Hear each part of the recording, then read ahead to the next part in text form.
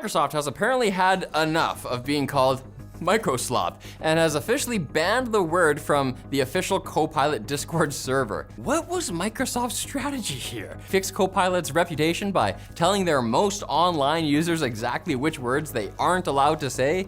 Something just happened that Microsoft has no answer for. The world's third largest PC manufacturer walked into a room full of investors, put their numbers on the table, and told the world that selling Windows laptops is now bad for business. Not inconvenient, not complicated, bad for business. And when you see the data they presented, you will understand exactly why this was always going to happen. By the end of this, you will know why the PC industry is going through the most dramatic operating system shift since Windows replaced DOS. You will understand why Linux went from a hobbyist experiment to the default choice for major hardware manufacturers. And you will see why Bill Gates, the man who built the most successful software company in history, is watching that legacy come apart in real time. This is not a slow decline. This is a collapse, and the numbers confirm it. Start with this. Windows 11's adoption rate after nearly 4 years on the market sits at just 26%. Windows 10 still commands more than 60% of all active Windows devices worldwide. That means the majority of Windows users looked at Windows 11, decided it was not worth the trouble, and stayed put. That is not a transition stumbling. That is a transition failing. And the manufacturers shipping these machines every single day have noticed. Lenovo, the world's third largest PC manufacturer, released internal performance data in November 2025 that sent shockwaves through the industry. The data covered 14 months of consumer product sales across North America, Europe, and Asia. It was not a press release, it was not marketing material. It was operational data presented to shareholders, and it painted a picture that Microsoft would desperately want buried. Lenovo's Windows 11 laptops had a 30-day return rate of 10.3%. Their Linux models, which they had been quietly expanding since early 2025, came back at 2.1%, nearly 5 times fewer returns. Support calls per unit over an 18-month lifecycle were 2.6 for Windows machines and 0.38 for Linux machines, 7 times fewer support calls. Customer satisfaction scores were 41% positive for Windows 11 models and 79% positive for Linux models, almost double. The financial impact was not abstract. Lenovo calculated that each Windows laptop returned costs the company $68 on average to process, refurbish, and restock at a discounted price. Across their consumer division, Windows return costs were running at $94 million annually. Linux return costs were $19 million. The support cost gap was even wider. At $26 per support interaction, Windows laptops were generating $1.2 billion in support overhead across their lifecycle. Linux laptops generated $198 million. Switching the product lineup to Linux default would save Lenovo more than $1.3 billion annually in support and returns alone. Add hardware flexibility savings from dropping Windows 11's strict component requirements, and the total climbs past $2.8 billion per year. Lenovo's CEO Yang Yuanqing addressed investors directly. He did not soften the message. He said their data showed that Windows 11 had become a source of customer dissatisfaction that was damaging Lenovo's brand reputation. He said they had raised quality concerns with Microsoft repeatedly over the past 2 years. He said Microsoft's response was to offer promotional funding and to point to upcoming AI features as the solution to reliability problems. He said Lenovo no longer believed those promises were coming. And he announced that beginning in the second quarter of 2026, 70% of Lenovo's consumer laptop lineup would ship with Linux as the default operating system, primarily Ubuntu and... This is the moment everything broke open. Because Lenovo was not the first. Dell made this pivot in May 2025. HP followed in July, and now Lenovo in November. 3 of the 4 largest PC manufacturers on the planet have looked at the data, looked at their margins, looked at their customer satisfaction scores, and made the same decision independently. The 4th, Asus, was already expanding Linux aggressively. The writing was on every wall in every boardroom. If this is already clicking for you, hit like right now so more people actually get to see this. The algorithm buries this kind of story, and that is exactly what Microsoft is counting on. The Lenovo announcement did not happen in isolation. It landed on top of months of accelerating signals that something fundamental had shifted. The scale of what was happening only becomes visible when you zoom out. German retailers reported that Linux laptops outsold Windows laptops in the under €800 price bracket for the first time ever in October 2025. French electronics chain Fnac allocated 65% of its laptop floor space to Linux models heading into the holiday season. In Japan, Yodobashi Camera ran its entire holiday campaign featuring Linux laptops from Lenovo and Asus without a single Windows machine in the featured lineup. In the United States, Costco began stocking Ubuntu laptops in its warehouse locations, a channel that had been exclusively Windows for more than a decade. These are not tech enthusiast purchases. These are mainstream retail decisions driven by one thing. Customers who buy Linux laptops come back less, call support less, and recommend the product more. Retailers understand margin. When a product with lower complaints and fewer returns sits next to one generating constant customer service issues, the merchandising decision makes itself.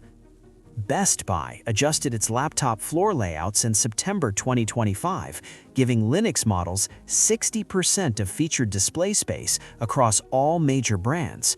A spokesperson explained the decision during an earnings call as purely operational: fewer returns, fewer in-store support visits, higher satisfaction scores. The business case was not ideological, it was arithmetic. Walmart went further, announcing it would phase Windows laptops out of physical stores entirely by March 2026. Windows would remain online for customers who specifically sought it out. But walk into a Walmart after that date looking for a Windows laptop. You will not find one. The self-reinforcing dynamic here is critical. Retailers promote what sells cleanly. Customers buy what is promoted. More Linux units move, more positive reviews accumulate. Linux becomes the default recommendation from retail staff. Windows becomes the product you have to specifically ask for. And once something becomes the product you have to ask for, it has already lost the mass market. Inside Microsoft, the reaction to Lenovo's announcement was not calm. Leaked internal communications obtained by multiple tech publications showed a division in crisis. One email from the Windows Commercial Partnerships team, sent the morning after Lenovo's investor presentation, described the situation as a code red moment for consumer Windows. It noted that with Dell, HP, and Lenovo all shifting to Linux default, Microsoft had effectively lost its consumer distribution channel.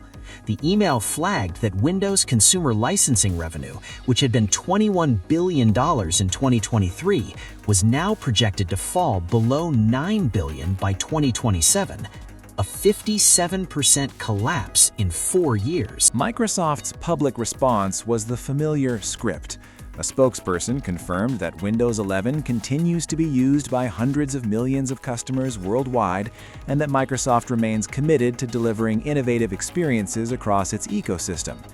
Translation: they have nothing to say. Because here is what Microsoft cannot say. They cannot say the quality problems are solved because every update cycle produces new breakage. They cannot say users are satisfied because the adoption data proves they are not. And they cannot say manufacturers are wrong because the manufacturer data is airtight. What Microsoft did say privately was more revealing. According to sources familiar with the negotiations, Microsoft offered Lenovo a package that included free Windows licensing for the affected units, $400 million in co-marketing funds, and early access to Windows 12 preview builds. Lenovo's response was swift. Their chief financial officer calculated that free Windows licensing did not offset return processing costs, support overhead, or brand damage. Even at zero cost per license, Linux was the better business. Microsoft's offer assumed the problem was price. The real problem was quality, and no dollar amount fixes that. This is where it stops being about spreadsheets and starts being about real people. Markus Herber is a school administrator in Bavaria, Germany. His district manages 1,400 student laptops. In 2023, they bought a fresh batch of Windows 11 machines to replace aging hardware. Within 6 months, 23% had been returned to the manufacturer due to update-related failures. Drivers breaking after patches, Wi-Fi dropping and not recovering, screens flickering after cumulative updates. His IT coordinator spent more time rolling back updates than deploying them. In early 2025, Markus piloted 80 Linux laptops from Lenovo's new consumer line for a secondary school program. 8 months later, 0 returns. 2 support calls, both user error. Battery life averaging 11 hours versus 7 for the Windows machines. Teachers reported the Linux laptops simply worked without drama. By November 2025, Markus had submitted a district-wide proposal to migrate entirely to Linux. The proposal was approved in 3 weeks. That story is repeating in school districts, small businesses, and home offices across Europe, and increasingly across North America and Asia. The pattern is consistent. Someone tries Linux out of frustration or curiosity. They discover that it does what they need without doing what they never asked for, and they do not go back. The user testimonials Lenovo collected for their investor presentation were striking in how ordinary they were. These were not Linux advocates. They were people who had bought a laptop to do work. One user from the Netherlands wrote that she had expected Linux to feel like a downgrade. Within a week, she realized it felt faster, quieter, and less intrusive than anything on Windows. She said her laptop felt like it belonged to her again. A retired teacher from Ontario wrote that he had spent 3 years fighting Windows updates and finally switched after an update deleted an archived folder of student documents. He described Linux as the operating system that got out of his way. A small business owner from South Korea wrote that he had returned 2 Windows 11 laptops before a store assistant suggested a Linux model. He said it was the first computer he had owned that did not slow down over time. These are not power users. They are not developers or enthusiasts. They are the mainstream market that Windows was supposedly built for, and they are leaving. Now here is what Microsoft does not want you to connect. Windows 11's design was never primarily about improving your experience. Every controversial feature maps directly to a revenue stream. The forced Microsoft account requirement during setup funnels users into the ecosystem, driving OneDrive subscriptions, Microsoft 365 renewals, and Bing usage. Mandatory telemetry feeds behavioral data that Microsoft monetizes through its advertising and AI divisions. The aggressive push toward Edge is not about browser quality. Edge generates search revenue through Bing every time it is the default. The Copilot integration is not a gift. It is a vehicle to justify Microsoft's $13 billion investment in OpenAI by building a captive audience for AI subscriptions. Windows 11 is a monetization platform that ships with an operating system attached, and users, after 4 years of living inside it, have figured that out. They said Windows 11 would be the most secure, most capable, most personal computing experience Microsoft had ever built.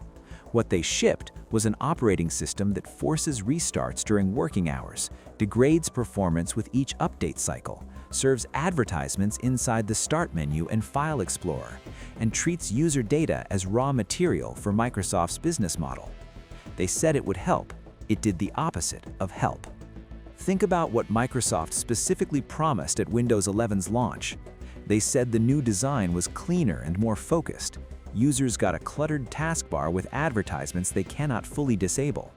They said performance would be improved over Windows 10.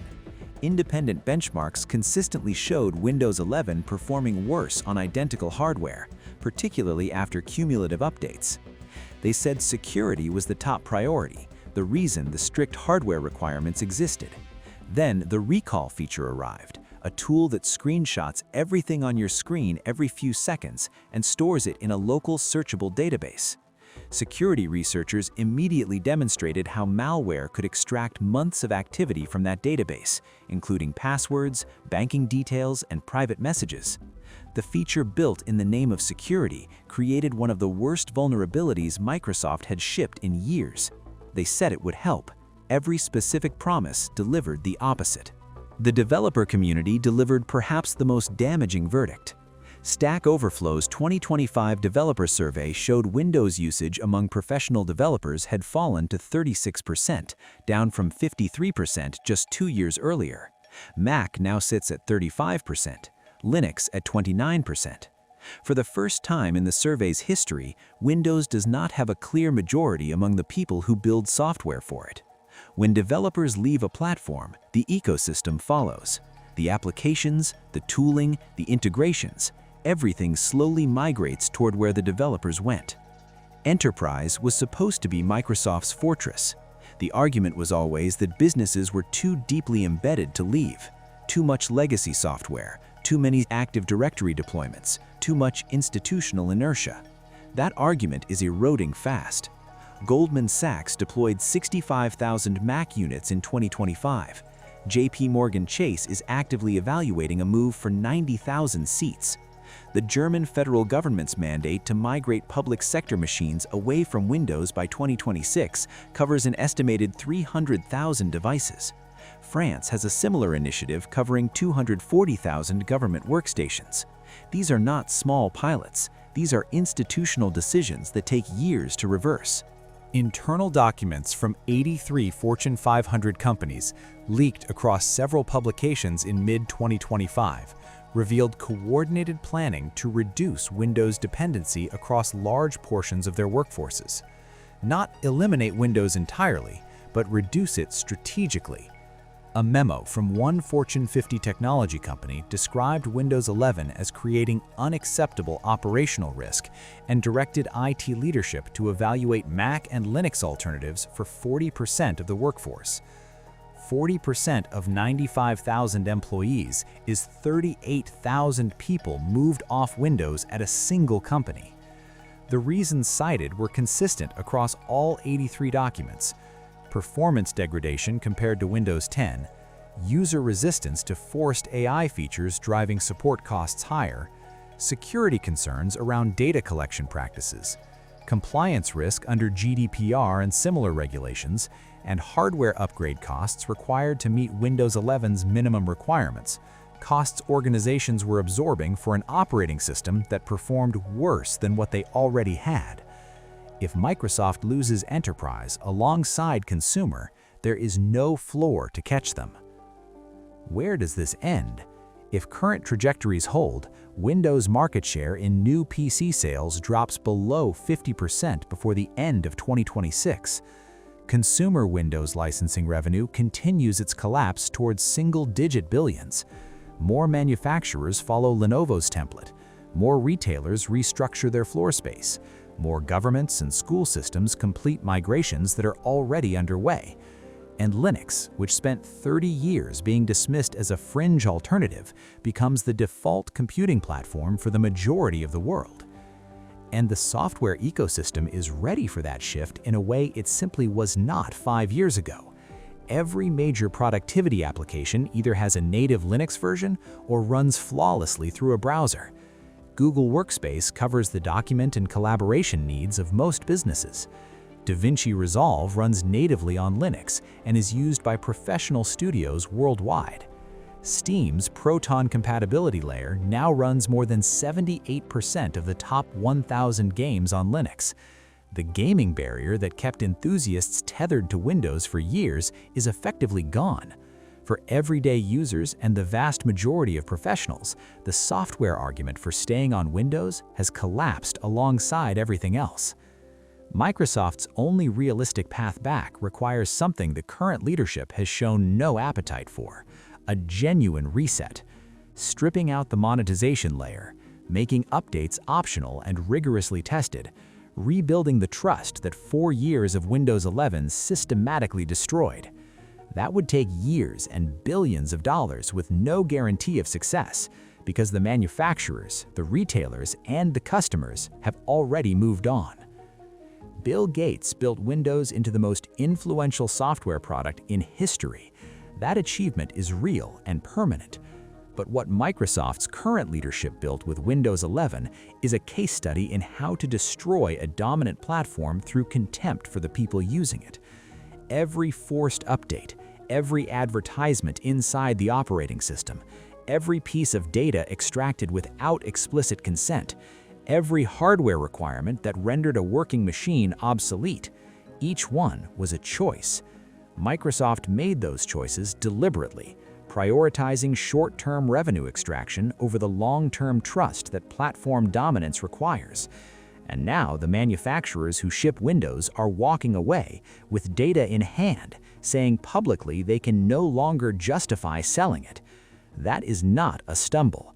That is a verdict.